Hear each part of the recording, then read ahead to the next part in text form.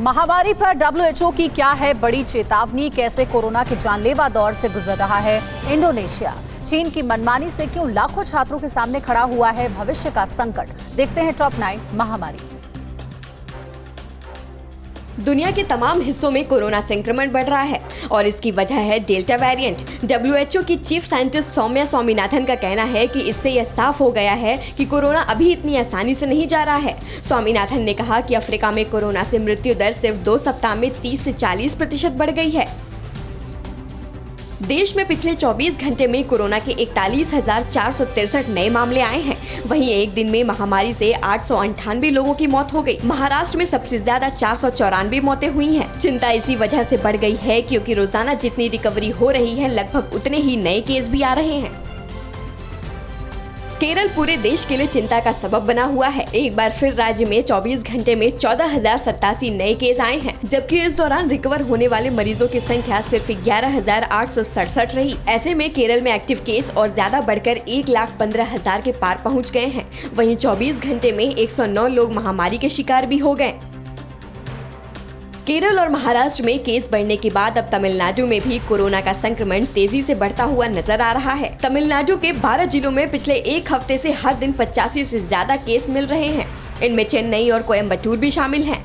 मुख्यमंत्री MK. Stalin ने राज्य में 19 जुलाई सुबह 6 बजे तक लॉकडाउन बढ़ाने का ऐलान किया है।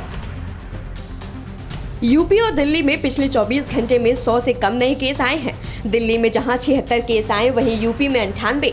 राजधानी में महामारी से 24 घंटे में एक मरीज की मौत हुई, जबकि यूपी में 4 और लोग इसके शिकार हुए।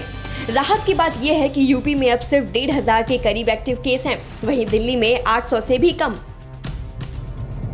इंडोनेशिया में कोरोना की विनाशकारी लहर ने देश में ऑक्सीजन का संकट पैदा कर दिया है। हालत ये है कि वहां की सरकार सिंगापुर और चीन समेत अन्य देशों से ऑक्सीजन की आपूर्ति के लिए गुहार लगा रही है। खास बात यह है कि महज 2 महीने पहले ऑक्सीजन के संकट से जूझ रहे भारत की मदद इंडोनेशिया ने हजारों टैंकर ऑक्सीजन देकर की थी, लेकिन अब उसी इंडोनेशिया में अस्पतालों में जगह नहीं बची है।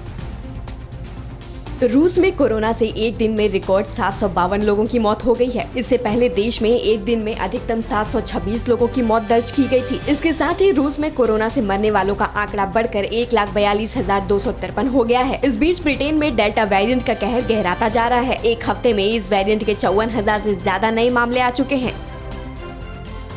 पाकिस्तान में कोरोना टीके के बिना कोई व्यक्ति 1 अगस्त से हवाई यात्रा नहीं कर सकेगा।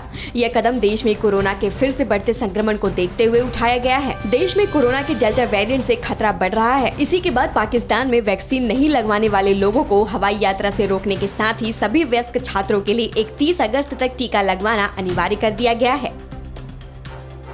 चीन की मनमानी से 23,000 भारतीय एमबीबीएस छात्रों का भविष्य संकट में पड़ गया है। चीन कोरोना संक्रमण के नाम पर इन छात्रों को इंडिया से चीन आने की इजाजत नहीं दे रहा। चीन ने संकेत दिया है कि फिलहाल 23,000 भारतीय समेत 4 लाख से ज्यादा विदेशी छात्रों को वापसी की इजाजत देने की कोई योजना नहीं है। ये वो छात्र हैं जो कोरोना फैलने से पहले से चीन के अलग अलग कॉलेजों में पढ़ाई कर रहे हैं।